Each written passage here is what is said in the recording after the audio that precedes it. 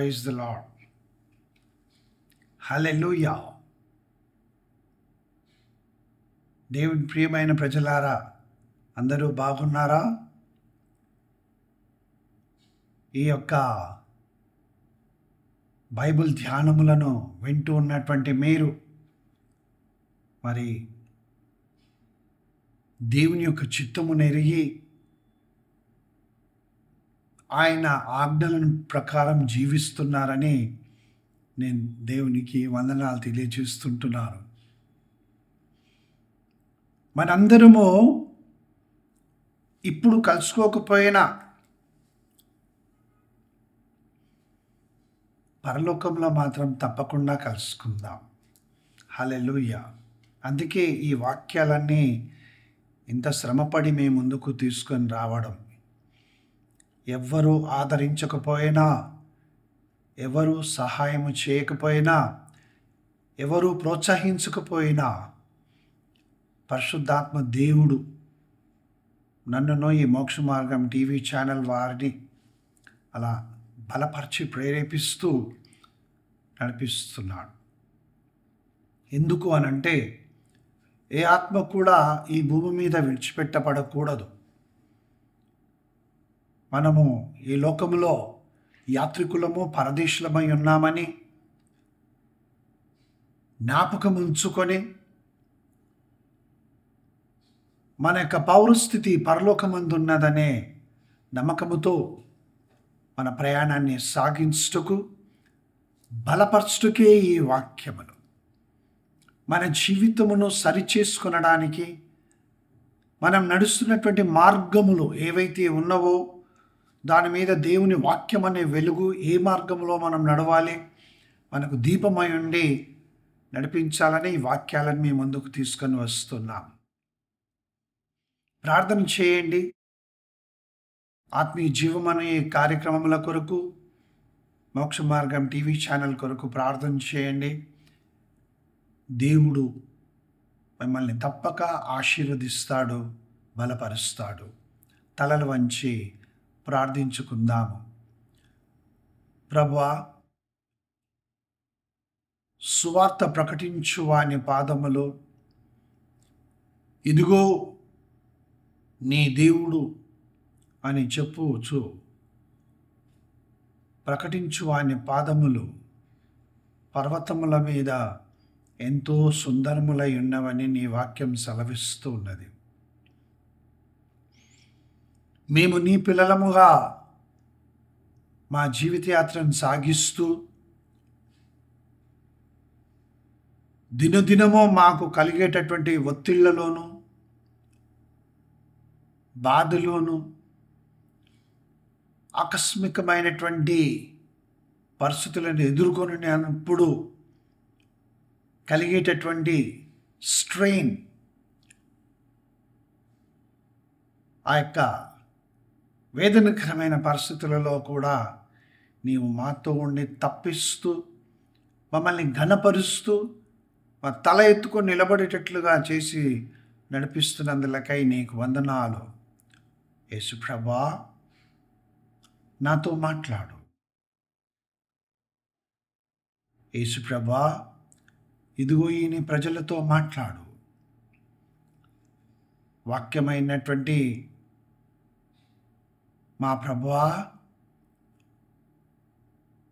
మాకు అత్యధికమైనటువంటి ఆశీర్వాదములు, మేళ్ళు ఆత్మీయ జీవితంలో కలగచేయమని, అబండెంట్ బ్లెస్సింగ్స్ మేము కలిగి ఉండునట్లుగా మమ్మల్ని దీవించి ఆస్వాదించుమని. బ్లెస్సెడ్ హోలీ స్పిరిట్ గాడ్, పరిశుద్ధాత్ముడైన దేవా, మమ్మల్ని క్రీస్తు యేసునొద్దకు నడిపించి ఆయన పలికిన మాటలను మాకు జ్ఞాపకం చేయమని యేసు నామమున ప్రార్థిస్తున్నాను తండ్రి. ఆమేన్. దేవుని ప్రియమైన ప్రజలారా, మనకు ఆత్మీయ జీవితంలో శక్తి కావాలి. అనగా ఎవరినో ఓడించడానికి మనకు బాధ కలుగజేసే వారిని హింసించుటకు, లేకుంటే వారి మీద పగ తీర్చుకోవడానికి కావలసిన శారీరక బలమో కాదు, కానీ దేవుని వాక్యం ఏ విధంగా మనల్ని ఈ లోకంలో నడిపిస్తుందో,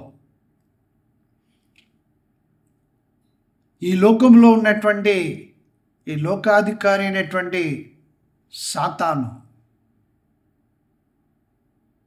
వాడు వల వేసి ఉంచి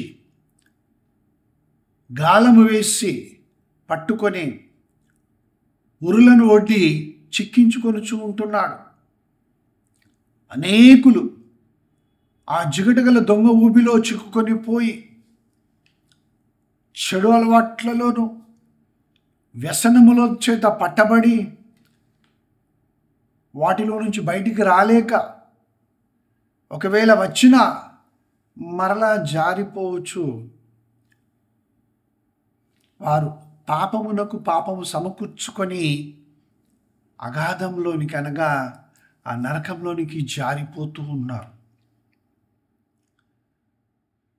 వారి ఆత్మ కేకలు వేయుచున్నది, మాకు రక్షణను కలుగజేసేవారెవరు? సత్యమును బోధించి ఇదిగో ఈయన నీ దేవుడని చెప్పేవారెవరు? నా పాపములకు ప్రాయశ్చిత్తం లేదా? నాకు నిష్కృతి లేదా? నన్నెవరు విడిపిస్తారు? ఇంత దౌర్భాగ్యకరమైనటువంటి జీవితంలో నేను జీవిస్తూ వస్తూ ఉన్నాను, చేరాని అపరాధములు చేస్తూ ఉన్నాను అనే మానసిక క్షోభకు గురి అవుతూ, వివాహం కాకముందు ఉన్నటువంటి సంబంధాలను బట్టి వారి చెడు నడక జీవితము, పాపపు జీవితము, వీటన్నిటినీ అనుభవించారు. వివాహం అయిన తర్వాత అవన్నీ జ్ఞాపకమునకు వస్తూ ఉంటే, ఇతరులతో కలిసి నువ్వు ఏ విధంగా, అనగా నీ భర్తతో కానీ నీ భార్యతో కానీ ఏ విధంగా మనము జీవితయాత్రను సమాధానకరంగా సాగించగలం? నమ్మకముగా ఏ విధంగా ఉండగలడు ఒకడు? ఉండగలరా? గనుక వీటన్నిటిలో నుంచి విడిపించి పవిత్రపరిచి పరిశుద్ధపరచుటకే యేసుక్రీస్తు ప్రభు పిలుస్తున్నాడు.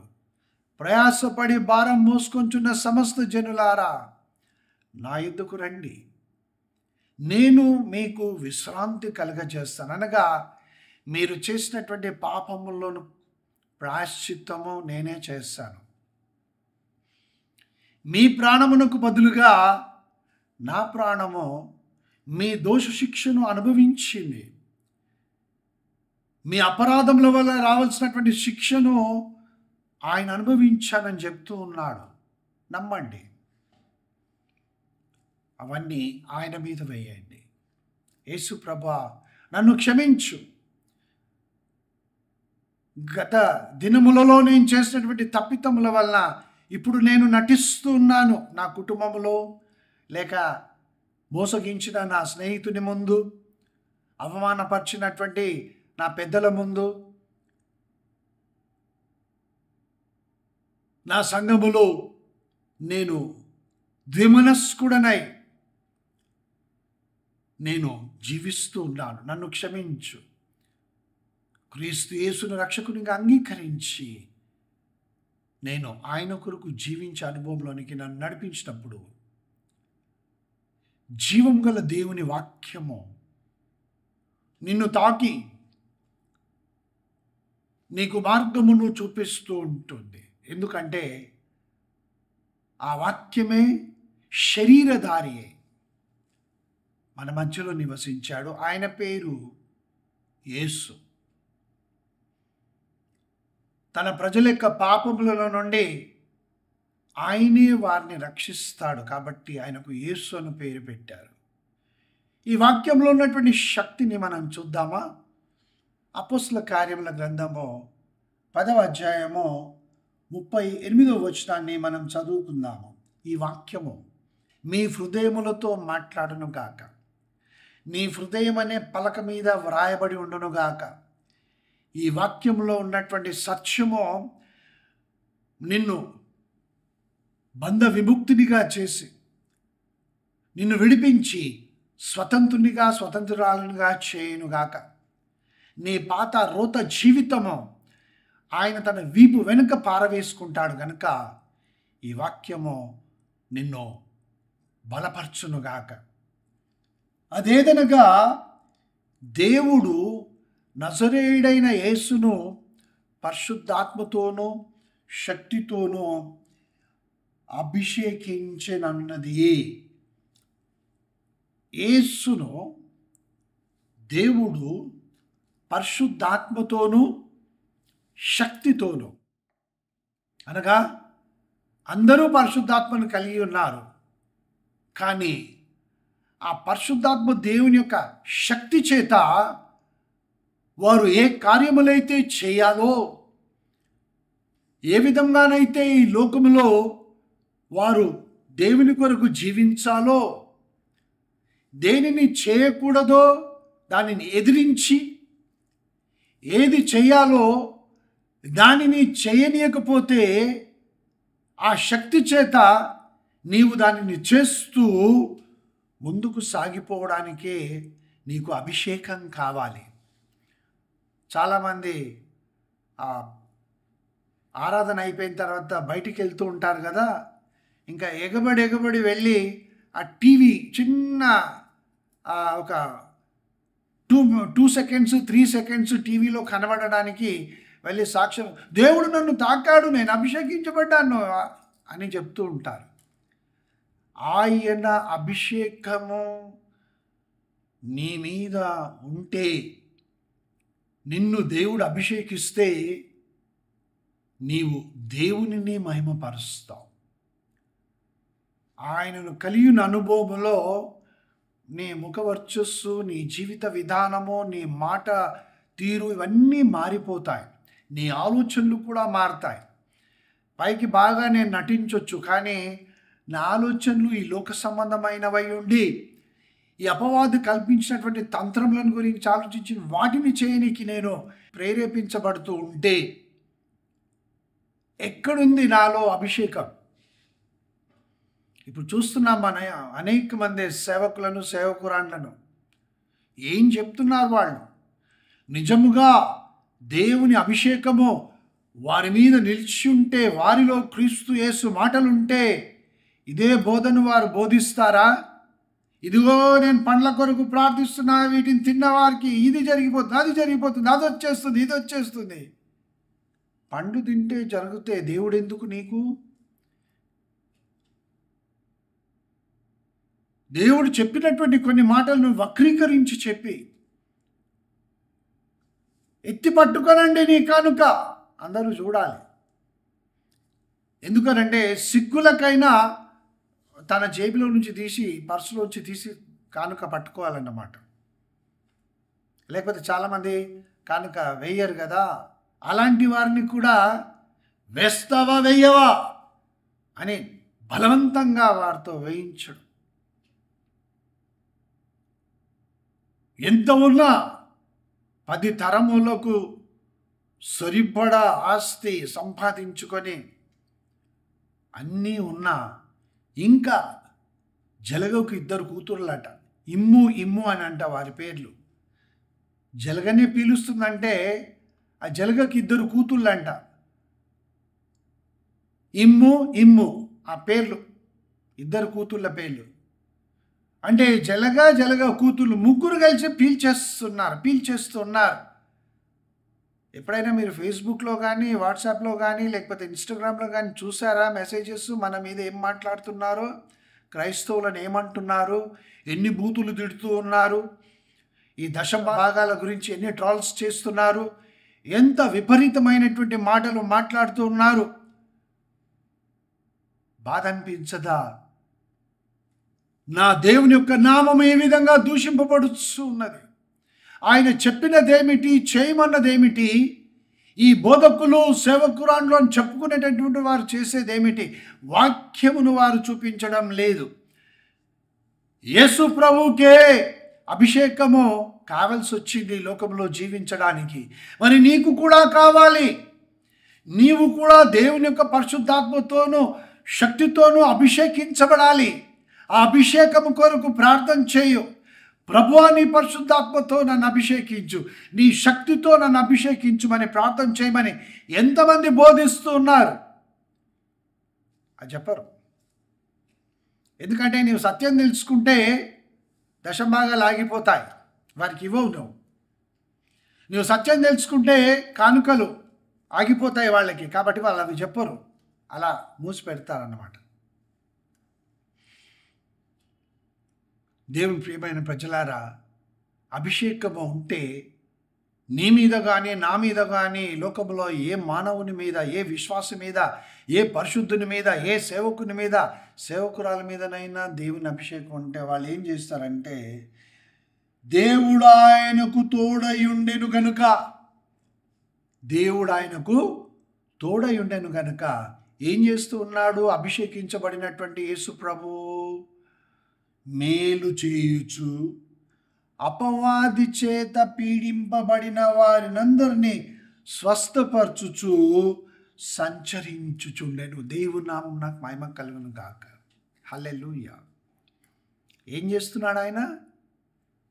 మంచి దేవాలయం ఒకటి కట్టించుకొని, ఇదిగో దేవుడు చెప్పాడు ఇది గుండ్రంగా ఉండాలి, పెద్ద స్టేడియం లాగా, లేకపోతే రెక్టాంగిల్గా ఉండాలి, పలానా చర్చ్ లాగా, ఇన్ని ఎకరాలలో ఉండాలి, ఇంత ఎత్తు కట్టాలి, అన్నీ బాగా కట్టి ఈ మందిరము ఇదిగో లక్షలాది మంది, కోట్లాది మంది అని ఆస్తి సంపాదించుకొని అక్కడే నిలబడి, మీరే మా దగ్గరికి రండి, మేము మీ దగ్గరికి రాలేం. మీ దగ్గరికి రావాలంటే ఫీజు ఉంటుంది, ఇంత ఇస్తేనే మేము వస్తాం, ఇంత ఇస్తే ప్రార్థన చేస్తాం. కనబడడం లేదు ఇప్పుడు. అలాంటి వారు మరుగైపోయారు. నేను ఇంతకుముందు కూడా చెప్పాను, పెద్ద పెద్ద టీవీ ఛానల్స్లో కూడా చెప్పాను.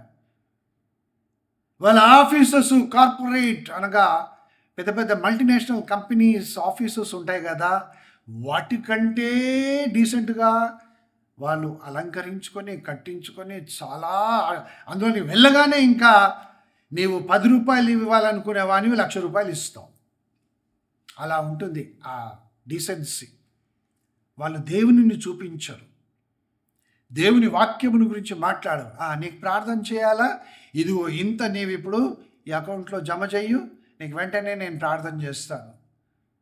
ఫోన్లో ప్రార్థన చేస్తే ఇంత డబ్బు అవుతుంది, వ్యక్తిగతంగా నీవు దగ్గరికి వచ్చి ప్రార్థన చేయించుకుంటే ఇంత అవుతుంది, నీ కుటుంబంలో 4 మాత్రమే రావాలి, మళ్ళీ 5వ వ్యక్తి రాకూడదు, 4 వస్తే ఇంత, 5 వస్తే ఇలా, ఈ విధంగా వారు చూపిస్తున్నారే కానీ క్రీస్తు ప్రేమను, ఆయన చేసిన రక్షణ కార్యమును, ఆయన మరణ శ్రమల పునరుత్థానము వలన నీ శరీర ప్రాణాత్మలకు ఏమి కలుగుతుందనేది చెప్పడం లేదు. చెప్పే వాళ్ళని బట్టి దేవునికి మహిమ కలుగును గాక, వందనాలు చెల్లిస్తున్నాను. వారిని బట్టి చెప్పడం లేదు. దేవుని ప్రియమైన ప్రజలారా, అభిషేకించబడినటువంటి నా యేసు సంచరిస్తూ ఉన్నాడు. ఆయన ఒక్క స్థలములో మంచిది కట్టుకొని ఇంత ఆస్తి నేను సంపాదించుకున్నాను అని సంతోషించడం లేదా? ఆయన ప్రజల్లోనికి వెళ్ళాడు, ప్రజలతో మాట్లాడాడు, ప్రజలను ముట్టుకున్నాడు, వారిని ఆదరించాడు, వారి కొరకు కన్నీరు కార్చాడు. అది నిజమైన సేవకుని హృదయము, అది నిజమైన సేవా పరిచర్య. ఎస్, దేవుని వాక్యంలో ఉండేటువంటి శక్తి చేత నీవు, నేను, మనం ఏం చేస్తాము? ఇతరులను ఆదరిస్తూ వారి దగ్గరకు వెళ్ళి వారిని క్రీస్తు వైపునకు నడిపిస్తాము, క్రీస్తును పరిచయం చేస్తాం. ఇది వాక్యంలో ఉన్నటువంటి బలం. రెండవది మనం గమనించినట్లయితే పరిశుద్ధాత్మ దేవుని యొక్క శక్తి. అపోస్తల కార్యము, the acts of the అపోజల్స్, chapter 1 and verse 8. యేసుక్రీస్తు ప్రభు ఆయన ఒలీవల కొండ మీద, ఇంకా ఆఖరి భూమి మీద ఆయన కాలు మోపిన స్థితి నుంచి ఆఖరి క్షణాలు ఇంకా పరలోకానికి ఆరోహణమైపోతాడు. మళ్ళీ ప్రవక్త అయినటువంటి జకర్యా ద్వారా ప్రవచింపబడినట్లుగా ఆయన భూమి మీద పాదము మోపే వరకు మళ్ళీ భూమి మీదకి రాడు యేసుప్రభు. అదే రెండవ రాకడ. ఏం చెప్తున్నాడు? అపోస్తల కార్యముల గ్రంథము 1వ అధ్యాయము 8వ వచనము. The acts of the అపోజల్స్, chapter 1 and verse 8. అయినను పరిశుద్ధాత్మ మీ మీదికి వచ్చినప్పుడు మీరు శక్తి నొందెదరు. దేవుని నామం నాకు మహిమ కలుగును గాక. జిమ్కు వెళ్ళి ఎక్సర్సైజ్ చేయడము, ప్రతిరోజు వాకింగ్ చేయడము, డైటింగ్ చేయడము, బలవర్ధకమైనటువంటి ఆహారము, డాక్టర్ ద్వారా ప్రిస్క్రిప్షన్స్, న్యూట్రిషనిస్ట్ ద్వారా సూచనలు, ఆ విధమైనటువంటి ఇంతే తినాలి, ఇది మాత్రమే తినాలి, ఈ క్యాలరీస్ ఎన్ని ఉన్నాయో చూసుకోవాలి, రాత్రి సమయమునకే నిద్రించాలి, ఇవన్నీ వాళ్ళు చెప్తుంటే ఎంతో నిష్టగా, ఆసక్తితో, శ్రద్ధగా చేస్తారు.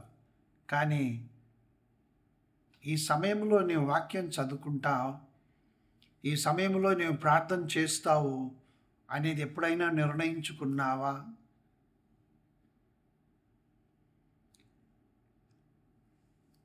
శరీరము షేప్లో ఉండాలి, బాడీ షేప్లో ఉండాలి, వెంట్రుకలు ఎలా ఉండాలి, రంగు ఎలా ఉండాలి, వర్చస్సు ఎలా ఉండాలి, వస్త్రధారణ ఎలా ఉండాలి, చాలా కేర్ తీసుకోవాలి. ఇవన్నీ చేయడంలో తప్పు లేదు. అది డీసెంట్గా ఉన్నంత వరకు మనము తప్పకుండా చక్కటి వస్త్రాధారణ చేయాల్సిందే. కానీ నీ లోపల ఉన్నటువంటి ఆత్మ నవీన పురుషుని ధరించుకొని జీవిస్తూ ఉన్నాడా? ఏ షేప్లో ఉన్నది నీ హృదయం? గాయపడి ఉన్నదా? నీ మనస్సు ఎలా ఉంది? నీ మనస్సు ఏమని సాక్ష్యం ఇస్తూ ఉంది? What is the testimony of your soul? ఏమని చెప్తోంది? దేవుని ప్రియమైన ప్రజలారా, యేసు ప్రభు శిష్యులకు ఆయన ఆజ్ఞాపించి వాగ్దానం చేసినట్లుగా మీరు శక్తి నొందెదరు. ప్రభువా, నీ పరిశుద్ధాత్మ శక్తి చేత నన్ను బలపరచు. ఈ లోకములో నేను నీ కొరకై నీ బిడ్డగా నేను జీవించాలి. ప్రతిదినము నీ వాక్యము చదివి ఆ వాక్యము నాకు చూపుచున్నటువంటి త్రోవలో నేను నడుస్తాను. ఏదైతే వాక్యము నాకు బోధిస్తూ హెచ్చరిస్తూ ఉన్నాడో నేను అది చేయను. ఈ వాక్యము యొక్క శక్తి ఏమైతే చేయమని చెప్తూ ఉన్నదో ఆ పనులనే నేను క్రీస్తు కొరకు చేస్తాను. నాకు ఆ సహాయము కావాలి, నన్ను బలపరచు. యోనా దేవుని శక్తిని ఎరిగి ఉండి కూడా నేను దేవుని నుంచి తప్పించుకొని పారిపోతానని ఆయన నినివేకు వెళ్లకుండా తర్షీషుకు పారిపోయే ఓడనెక్కాడు. దేవుని ప్రియమైన ప్రజలారా, సండే స్కూల్ నుంచి వింటూ ఉన్నాం కదా, యోనాను గురించి చక్కటి స్కిట్లు వేస్తాము, అన్నీ చేస్తాం. యోనాను గురించి కథలు చెప్తాము, పాటలు పాడుతాము. ఏం జరిగింది? యోనా మళ్ళీ దేవుని ఆజ్ఞకు లోబడి ఆయన చెప్పినట్లుగా చేయుటకై చేప కడుపులో 3 రోజులుండి పశ్చాత్తాపపడి ఉపవాసం ఉండి తను ఎక్కడున్నాడో తెలియని స్థితిలో ఆయన ప్రార్థన చేసి దేవుని బ్రతిమాలుకొన్నాడు.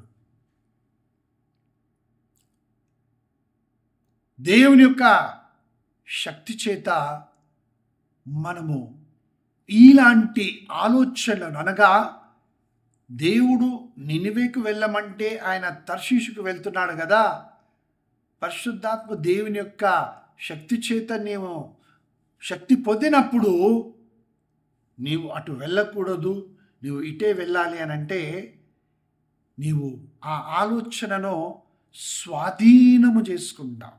నేను దీన్ని చెయ్యను, దేవుడు చెప్పిందే నేను చేస్తాను అని అటు వెళ్ళకుండా ఆయన చూపించిన మార్గంలో వెళ్తావు. ప్రభువు శక్తి నొందినటువంటి వారు, దేవుని పరిశుద్ధాత్మ చేత శక్తి నొందినటువంటి వాళ్ళు ఈ విధంగా క్రీస్తు ప్రభు మాట్లాడినటువంటి మాటలనే వారు చేస్తారు. దేవుని ఆజ్ఞలకు మాత్రమే లోబడి ఉండి ఆ ప్రకారమే నడుచుకుంటారు. విశ్వాసమునకు కర్త యేసు ప్రభువే, దానిని కొనసాగించువాడు నా యేసు ప్రభువే. నిత్యము నన్ను ప్రేమించువాడు ఆయనే. శాశ్వతమైన ప్రేమతో నన్ను ప్రేమించే దేవుడు. ఆయన జీవించిన విధంగా నేను కూడా జీవిస్తాను. దేవుని పరిశుద్ధాత్మ చేత శక్తి పొందినటువంటి వాళ్ళు దేవుడు ఏ విధంగా మాట్లాడాడో ఆ విధంగానే మాట్లాడతారు. ఆయనను పోలి నడుచుకుంటారు. అవును, దేవుని ప్రియమైన ప్రజలారా, మీరు శక్తి నొందెదరు గనక మీరు యెరూషలేములోను యూదయ సమరయ దేశంలో ఎంతంతటనో భూదిగంతముల వరకునో నాకు సాక్షులై ఉందురని వారితో చెప్పను. ఎవరికి సాక్షివై ఉన్నా, నేను ఎవరికి సాక్ష్యం చెప్తూ ఉన్నాను?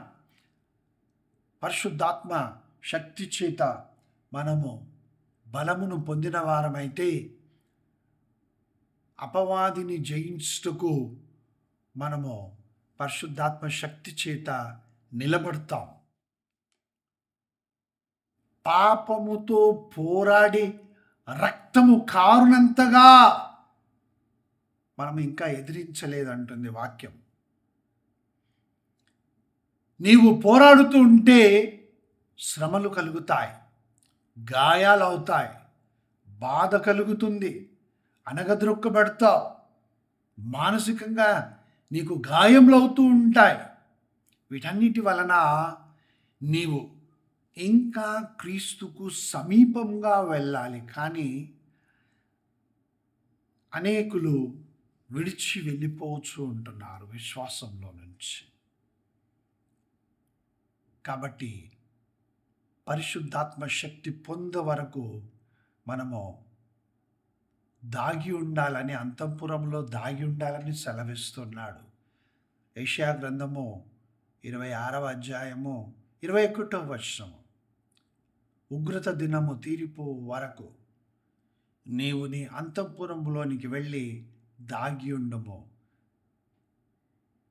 ఆ వాక్యంలో ఉన్నటువంటి సత్యమును యేసుక్రీస్తు ప్రభు నూతన నిబంధనలో బయలుపరుస్తూ ఆయన ఏమంటాడనంటే, మీరు ఉపవాసం ఉన్నప్పుడు ప్రార్థించడానికై నీవు నీ గదిలోనికి వెళ్ళి తలుపులు వేసుకొని నీవు ప్రార్థన చేయు.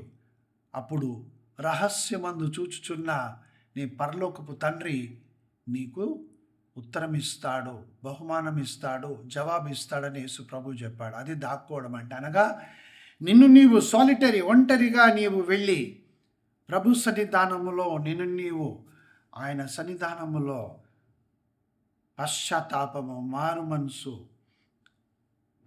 కోరుతూ రక్షణానుభవములో ఇంకా నన్ను బలపరిచి పరిశుద్ధపరచు ప్రభా, నన్ను రక్షించు అని ప్రార్థిస్తూ నీవు పరిశుద్ధమైన జీవితం కొరకై దేవుని యొక్క సహాయం అడుగుతావు. పరిశుద్ధాత్మ చేత శక్తి కావాలని అడుగుతావు. ఆ విధంగా బలపరచబడి ముందుకు సాగిపోతావు. చాలామంది పరిశుద్ధాత్మ దేవుని యొక్క శక్తి లేకుండానే వారు అనేక విధమైన పనులు చేయబోతున్నారు. ప్రవచనాలు చెప్పేస్తూ ఉన్నారు, దిస్ ఇస్ ఇది జరగబోతున్నది నీ జీవితంలో అని చెప్పి. ఏది జరగదు. అది అపాయింట్మెంట్ కావాలంటే కూడా నువ్వు కానుక ఎంత ఇస్తావు, ఏం జరిగింది అనే దాని మీదనే అడుగుతున్నారు. దయ్యాలను వెలగొట్టడానికి కూడా అపాయింట్మెంట్ కావాలి. యేసుప్రభు అలా చేస్తుంటే అసలు ఈ లోకంలో ఆయన పరిచర్య చేసి ఉండేవాడా? ఆయన సేవ చేస్తున్నామనుకొని చెప్పేటటువంటి వాళ్ళు ఆయన క్రీస్తు యేసు చేసినట్లుగా ఎందుకు చేయడం లేదు? చెయ్యరు. ఎందుకంటే వాళ్ళు దేవుని సేవ చేస్తున్నామని చెబుతారు, దేవుని సేవకులము దైవజనులని పిలిపించుకుంటారు, కానీ ఏ దైవమో వారికే తెలియదు.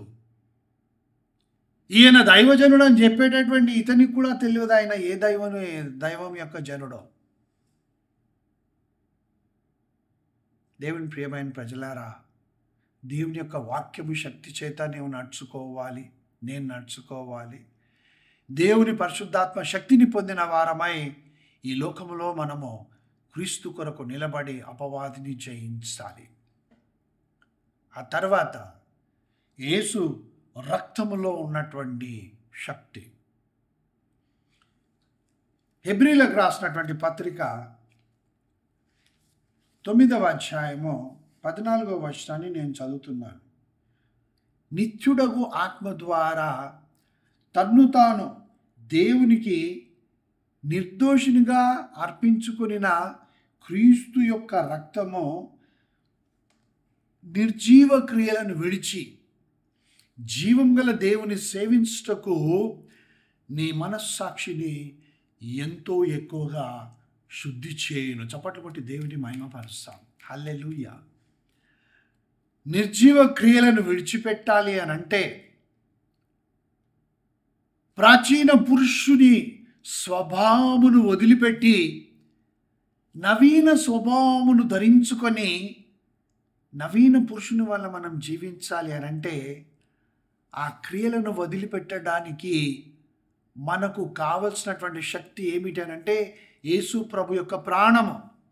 అంటే రక్తము దేహమునకు ప్రాణం కాబట్టి, రక్తం అంటే ఏదో ఎర్రగా ఉంటుంది లిక్విడ్, రక్తం అంటే మనకు అదే జ్ఞాపకం వస్తుంది. కానీ రక్తం అంటే లేవియ కాండము 17వ అధ్యాయం 11వ వచనములో ప్రాయశ్చిత్తము చేయుటకు దేవుడు మనకిచ్చినటువంటి గొప్ప ఈవి ఏమిటంటే రక్తము.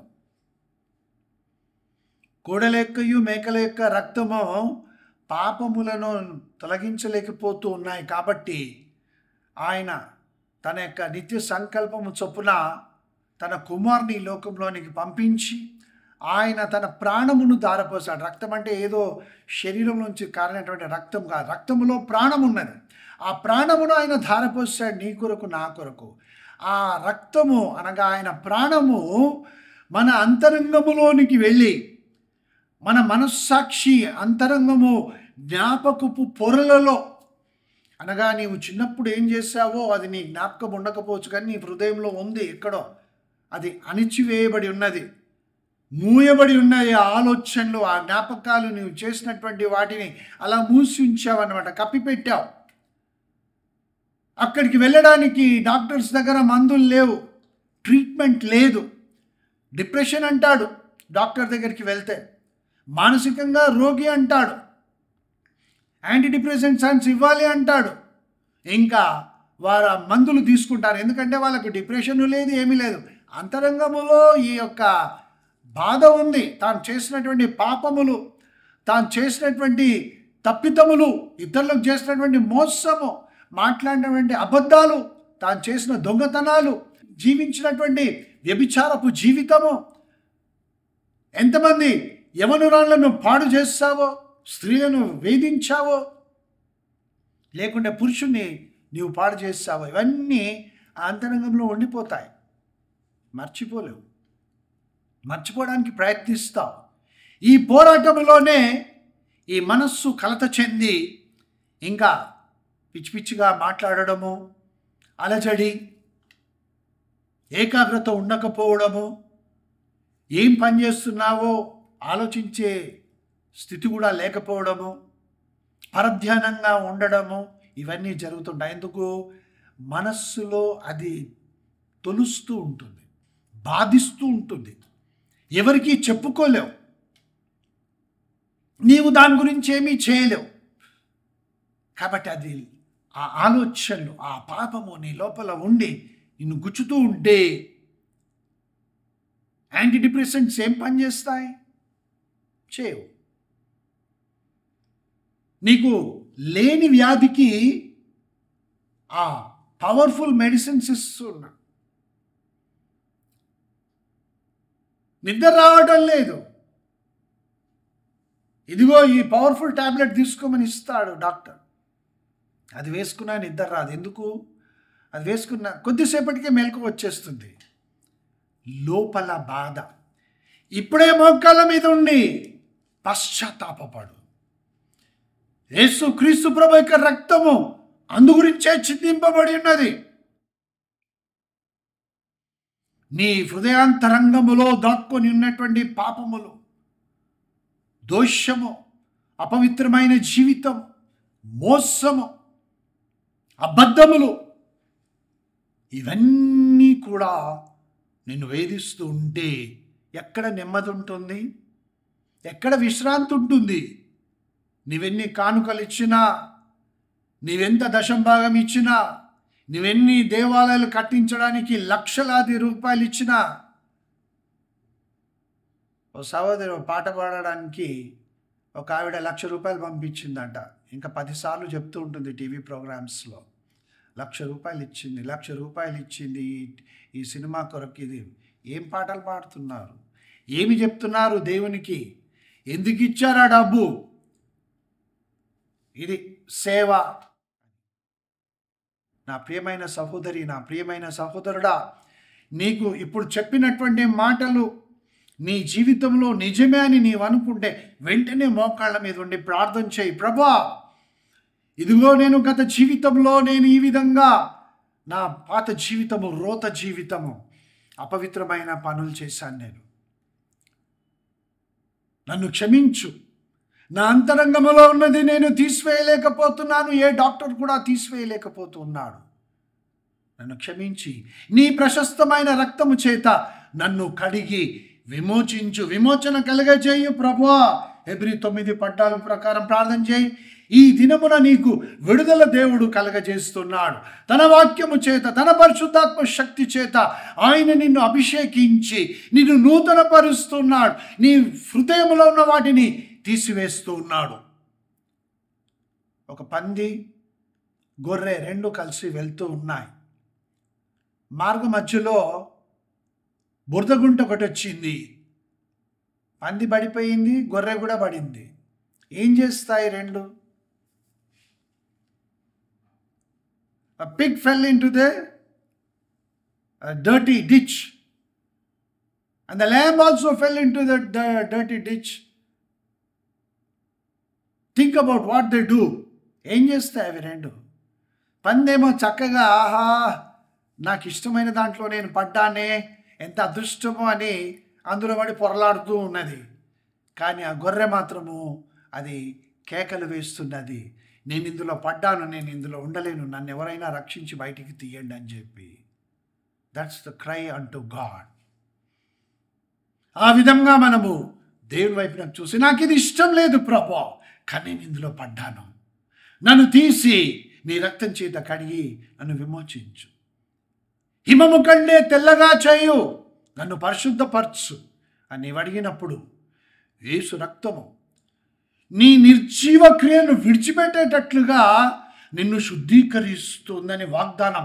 ఈ దినమున నీవేవైతే నిర్జీవ క్రియలు చేశావో, ఎంతమందిని మోసగించావు, ఎంతమంది జీవితములను పాడు చేశావు, ఎంతమంది కుటుంబాలలో చిచ్చు పెట్టావు, ఎంతమంది అమ్మాయిలను లేకపోతే ఎంతమంది అబ్బాయిలను నీవు జీవితంలో వారితో ఆడుకున్నావు, అవన్నీ నిన్ను వేధిస్తూ ఉంటే, గద్దిస్తుంటే, బాధిస్తుంటే, జ్ఞాపకాలు నీవు తీసుకున్న డబ్బు చెల్లించకుండా వారేమో అక్కడ ఏడుస్తూ ఉంటారు, డబ్బు లేక, ఇచ్చినది డబ్బు రావడం లేదని బాధపడుతూ ఉంటే నీవు ఇక్కడ, నేను వాళ్ళకి ఎందుకు ఇవ్వాలి, నేను ఇస్తాను, అని ఇవ్వకుండా ఉన్నావు కదా. తీసుకున్న బంగారం అయినా ఇచ్చేసి, డబ్బులు ఇచ్చేసి, ప్రభు నిన్ను తప్పకుండా ఆశీర్దిస్తాడు. దేనికి మనం అచ్చి ఉండకూడదు. ఇవన్నీ చేయడానికి శక్తి కావాలి, దేవుని వాక్యపు నడిపింపు కావాలి, యేసు రక్తము చేత మనము కడగబడి విమోచించాలి. ఇవన్నీ నీవు చేయడానికి ఆ నిర్జీవ క్రియలను విడిచిపెట్టాలని అంటే ఎవరు నీకు సహాయం చేయరు, ఎవరు నిన్ను విడిపించలేరు. Only the blood of Jesus Christ, యేసు రక్తము మాత్రమే. అందుకే ప్రకటన గ్రంథము 7వ అధ్యాయము 14వ వచనాన్ని మనం చూద్దాం. ప్రకటన గ్రంథము 7వ అధ్యాయం 14వ వచనంలో ఏమని వ్రాయబడిందంటే, అందుకు నేను, అయ్యా నీకే తెలియననగా అతడు ఇలాగ నాతో చెప్పాను, వీరు మహాశ్రమం నుండి వచ్చిన వారు గొర్రెపిల్ల రక్తములో తమ వస్త్రమును ఉతుక్కొని వాటిని తెలుపు చేసుకొనిరి. The blood of Jesus Christ is flowing for you. నీ పాపములన్నీ ఒప్పుకో, పశ్చాత్తాపపడు, మారుమనసు కలగజేయి, ప్రభు అని నీవు అడుగు. గొప్ప సమాధానం దేవుడు నీకు ఇస్తున్నాడు. ఇప్పుడే ఆ సమాధానము నీ హృదయమును నింపుతూ ఉన్నది. గొప్ప నమ్మకము, ధైర్యము నీలో కలుగుతున్నది. ప్రభు నన్ను క్షమించాడు, ఆయన నన్ను ప్రేమిస్తున్నాడనే ధైర్యము నిన్ను నిలువబెట్టి నిన్ను సంతోషముతో ముందుకు సాగిపోవటం, ప్రభు సన్నిధానంలో నిలబడుటకు ఆయన వాక్యం యొక్క శక్తి, పరిశుద్ధాత్మ దేవుని యొక్క శక్తి, ఆయన రక్తములో ఉండేటటువంటి శక్తి నిన్ను ఆశీర్వదించి విడిపించి నడిపిస్తూ ఉన్నది. తలలు వంచి ప్రార్థించుకుందాం. ప్రేమగల తండ్రి, మీకు వందనాలు. నీ వాక్యమును అంగీకరించి ఆ వాక్య ప్రకారం జీవించుటకు పడుకున్నప్పుడు మాట్లాడాలి, నీ వాక్యమునే మాట్లాడాలి. నడుచుచూ ఉన్నప్పుడు నీ వాక్యమునే మాట్లాడాలి. కూర్చున్నప్పుడు నీ వాక్యము మాట్లాడాలి. నిలుచున్నప్పుడే నీ మాటలు మాట్లాడాలి. ఆ విధంగా అంటే నిత్యము మేము నీతో సహవాసం కలిగి ఉండి నీ వాక్యానుసారంగా జీవిస్తూ నీ వాక్యం కొరకు ఆలోచిస్తూ నడిచి సాగిపోవుటకు నీ పరిశుద్ధాత్మ శక్తి చేత మమ్మల్ని నీవు అభిషేకించి నీ రక్తం చేత కడిగి విమోచించి పరిశుద్ధపరిచి పవిత్రపరచుమని నూతన పరచునందులకై వందనాలు చెల్లిస్తూ యేసు నామమున ప్రార్థిస్తున్నాను తండ్రి. ఆమేన్, ఆమేన్. ప్రియమైన సహోదరి, ఈ వాక్యం విని నీవు అనుకుంటున్నావు, ఇదంతా నా కొరకే చెప్పాడని. అవును, యేసు ప్రభు నిన్ను ప్రేమిస్తున్నాడు. కెంపు కంటే ఎరుపైనటువంటి నీ యొక్క పాపములన్నిటినీ, ఆ మరకలన్నింటినీ కడిగి వేసి ఆయన తన రక్తం చేత నిన్ను హిమము కంటే తెల్లగా చేస్తున్నాడు. లీడ్ ఆ హోలీ లైఫ్, పరిశుద్ధమైన జీవితం ఇప్పటి నుంచి జీవించు. ప్రభు నీకు సహాయం చేస్తూ ఉన్నాడు. God bless you sister, God bless you. Amen.